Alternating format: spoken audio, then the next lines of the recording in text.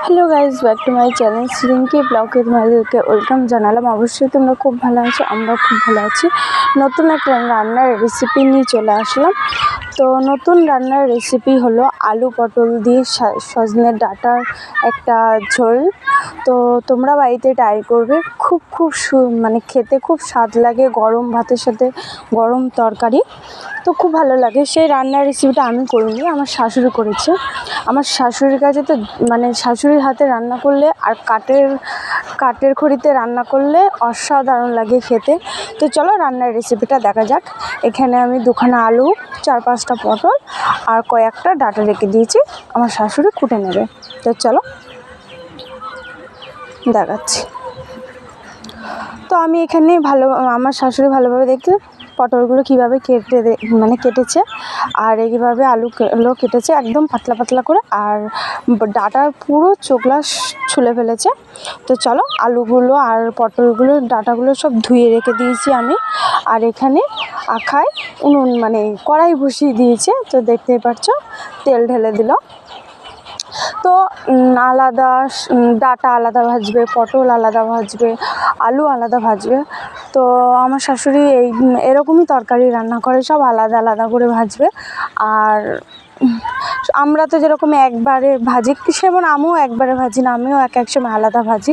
তো চলো ফার্স্ট পটলটা ভেজে তুলে নেবে। তো তোমরাও বাড়িতে ট্রাই করবে। আর আমার চ্যালেঞ্জে যারা নতুন আছো অবশ্যই একটা লাইক করে ভিডিওটা দেখতে থেকো, আর স্কিপ করো না, ভিডিওটা খুব ভালো লাগবে তোমাদের কাছে।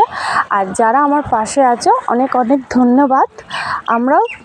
আমিও তোমাদের পাশে থাকবো, কথা দিচ্ছি।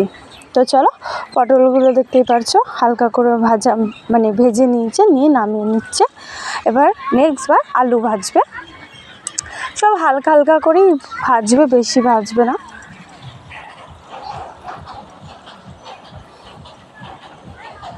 তো দেখতেই পাচ্ছো হালকা হালকা করে আলুগুলো ভেজে নিয়েও তুলে নিচ্ছে। তো তোমরা বাড়িতে ট্রাই করবে, পটল আলুর সজনে ডাঁটা দিয়ে ঝোল হেভি লাগে। সিম্পল তরকারি দিয়ে মানে সিম্পল মশলা দিয়ে, বেশি মশলা না, সেই মশলাটা তোমরা দিয়ে দেখো। আর লাস্টে ডাঁটাগুলো ভেজে নেবে, দেখতেই পাচ্ছো একটু সামান্য ডাঁটার মধ্যে হলুদ দিয়ে দেবে। তো ভাজার সময় যেরকম পটল ভাজার সময় হলুদ দেয়নি, আর আলুর সময় হলুদ লবণ দেয়নি, শুধু ডাঁটার সময় একটু হলুদ দিয়েছে, লবণ দেয়নি, হলুদ দিয়েছে। তো ডাঁটাগুলো ভালো করে ভেজে নিয়েছে হালকা করে, এখন তুলে নেবে। তো সবগুলো ভাজা হয়ে গেছে। আর এখানে বড়ি ভেজে নেবে, বড়ি দিলে আরও জমে ক্ষীর হয়ে যাবে তরকারিটা। তো ভালোভাবে বড়ি ভেজে নেবে। তো দেখতে পাচ্ছ একটু লাল লাল টাইপের বড়ি ভেজে নিয়ে তুলে নিচ্ছে। আর দেখো সব কিছুই ভাজা কমপ্লিট, একদম হালকা করে ভেজে তুলে নিয়েছে। এবার রান্নার বসানো যাক। তো কড়াই তেল দিয়ে দিয়েছে, তেলের উপরে জিরে দিয়ে দিয়েছে সামান্য। তো এখানে আদা বাটা 1 কোয়া মতন, ছোট্ট মানে বেশি না, একটুকুনি মতন আদা বাটা দিয়ে আলুগুলো দিয়ে দিচ্ছে এক এক করে।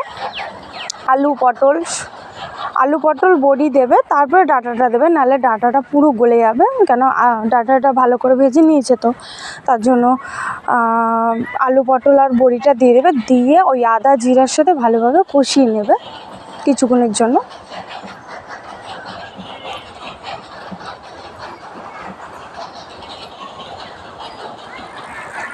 ভালো করে কষিয়ে তারপরে জল ঢেলে দিয়েছে, দিয়ে এবার ঢাকা দিয়ে দেবে।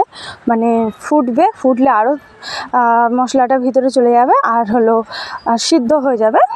ডাঁটা তো এমনিই পরে দেবে সিদ্ধ হলে। এই যে ঢাকা দিয়ে কিছুক্ষণ রেখেছিল, দেখতেই পাচ্ছ কত সুন্দর ফুটেছে। তারপরে এখন ডাঁটাগুলো দেবে।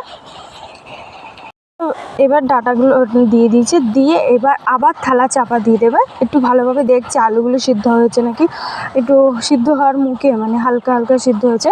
দিয়ে এখানে আদা না, জিরে আর কয়েকটা ঝাল বেটে দিয়ে দিয়েছে। দিয়ে এবার ভালো করে নেড়ে চেড়ে তোমার ঢাকা দিয়ে দেবে। তো এই যে নেড়ে দিল।